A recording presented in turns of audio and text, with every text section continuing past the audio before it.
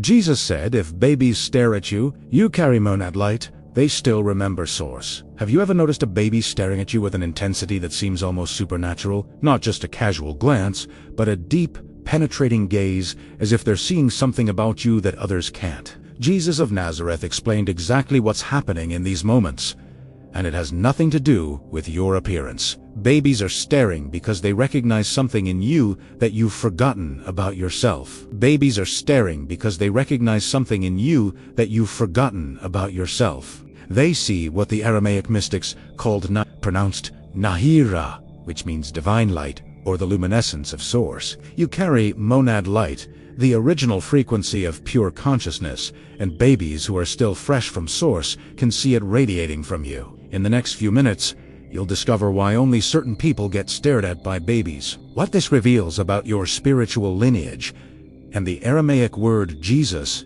used to describe this phenomenon. Stay until the end to learn how to consciously amplify this light. What babies actually see when a baby locks eyes with you and won't look away. Something profound is occurring that modern psychology completely misses. Babies aren't just developing their vision or learning to recognize faces. They're operating in a perceptual mode that most adults have lost access to entirely. Jesus taught his inner circle that babies remain connected to what he called the monad, the original unified consciousness from which all souls emanate, for approximately the first 18 to 24 months of life.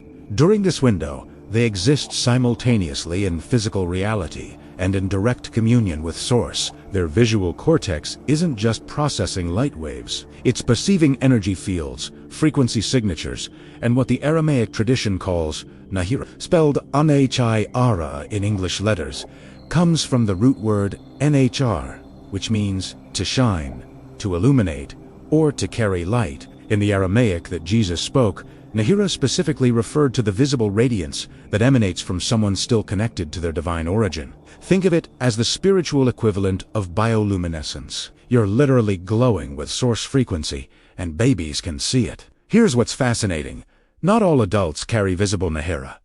Most people lose this light gradually as they accumulate layers of conditioning, trauma, and social programming. The light doesn't disappear entirely, but it becomes obscured, covered over like a lamp under a basket. When a baby stares at you with that particular fixed attention, they're recognizing something rare. They're seeing someone whose monad light is still shining through the accumulated layers of Earth experience. The Nag Hammadi texts, discovered in 1945, contain teachings that were removed from mainstream Christianity. In the Gospel of Thomas, Jesus says, "Let the little children come to me, for they still see the kingdom." The kingdom he's referring to isn't a place, it's a frequency. It's the monad state of unified consciousness. Babies see who's still broadcasting that frequency, even if they've forgotten how to consciously access it. The Aramaic science of light?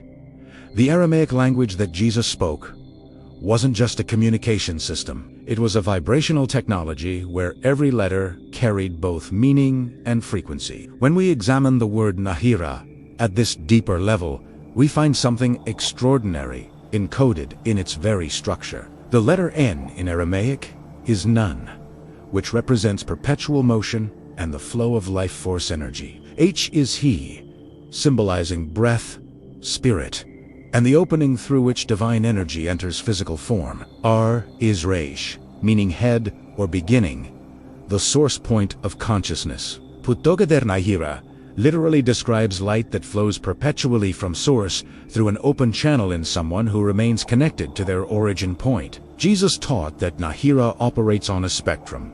Everyone has it at birth. Newborns are absolutely radiant with this light, which is why even strangers feel drawn to look at babies. There's a biological recognition happening, even in adults who can't consciously perceive energy fields. But as the child begins to absorb limiting beliefs, fear patterns, and trauma, the Nahira dims. By age 7, most children have lost visible monad light. By adolescence, it's completely hidden in the majority of people. However, some individuals maintain their Nahira into adulthood. These are people who, despite life's challenges, never fully disconnected from source. Maybe they had a practice that kept them tethered: meditation, time in nature, creative expression, service to others. Maybe they experienced something that cracked them open and kept them open. Or maybe they're simply old souls who incarnated with a mission that required maintaining conscious monad connection. The scientific parallel here is fascinating. Researchers studying biofield imaging have captured what they call the human energy field using specialized cameras. Certain individuals consistently show significantly brighter and more extensive fields than others. These are often healers,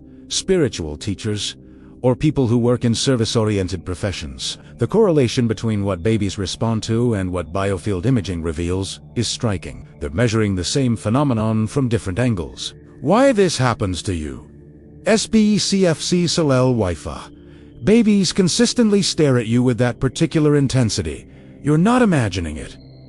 And it's not random. Jesus was explicit about what this signifies. In the Aramaic texts that didn't make it into the official Bible, he taught that certain souls incarnate with specific missions that require maintaining monad connection throughout their earth experience. These are what the Gnostic traditions called pneumatics, spirit people, as opposed to hylics, material people, or psychics, soul people. Pneumatics are individuals whose primary identity remains rooted in source, even while operating in physical form. They're here to hold frequency, to act as anchors for monad light in a reality that is largely forgotten its divine origin. Babies recognize this immediately because they're still pneumatics themselves. They haven't yet descended fully into material identification. When a baby stares at you, they're experiencing recognition. It is the same feeling you might have when you unexpectedly encounter someone from your hometown in a foreign country. There's an instant knowing, a sense of you like me. You're from where I'm from. The baby is essentially saying, you still remember. You're still connected. You're still carrying the light I'm about to forget.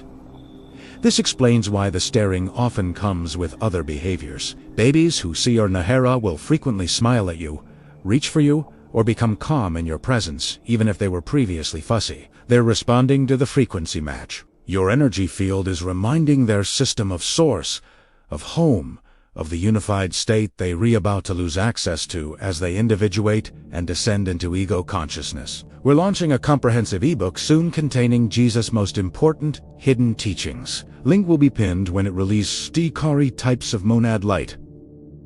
Sikari Souza's identified 3 distinct categories of adults who maintain visible and understanding which one you are can help you step more fully into your purpose. The first category he called these are individuals who never fully forgot their divine origin. From childhood, they had an awareness that there was more to reality than what society was teaching them. They might have had mystical experiences, communications with non-physical beings, or simply an inner knowing that they came from somewhere else and would eventually return. Remembers often struggle in conventional reality because they always operating with one foot in source consciousness and one foot in material reality. They're the daydreamers, the artists, the mystics, the ones who never quite fit into the system. Babies stare at rememberers because their light has a particular quality of nostalgia to it. It's like looking at a photograph from home when you're far away. The second category, Jesus called the wounded healers. These are people who experienced significant trauma or suffering that cracked their ego structure open so wide that source light poured through the cracks and never fully sealed back up. The wound became a portal. These individuals often go through a dark night of the soul, a period where everything falls apart, and in that dissolution, they find direct connection to monad consciousness. Wounded healers carry Nahira that has a particular intensity to it because it's been forged in fire. They know suffering intimately, and therefore their light carries both compassion and power. Babies stare at wounded healers with a mixture of fascination and recognition. They're seeing someone who has been to the underworld and brought back treasure, someone who has died and resurrected while still living. The third category is the most rare. Jesus called them the awakened ones. These are individuals who consciously chose to maintain monad connection through intentional spiritual practice. They weren't born remembering, and they weren't forced open through trauma. They systematically dismantled their conditioning, cleared their energy field, and rebuilt their consciousness around source as the primary reference point. This is the path Jesus himself exemplified and taught others to follow. Awakened ones carry Nahira that is stable, consistent, and powerful because it's consciously cultivated rather than accidental or trauma-induced. Babies stare at awakened ones with complete calm and trust. They're seeing someone who has achieved what they're about to begin. The journey of maintaining divine connection while navigating human experience. What this means for your life, POSE understanding that you carry visible. Monad light is undigest interesting spiritual information. It has a direct communication from reality about why you re-here and what you re-meant to do with this incarnation. Jesus was explicit that those who maintain Nahira into adulthood have specific responsibilities that come with this gift. First, you're here to hold frequency.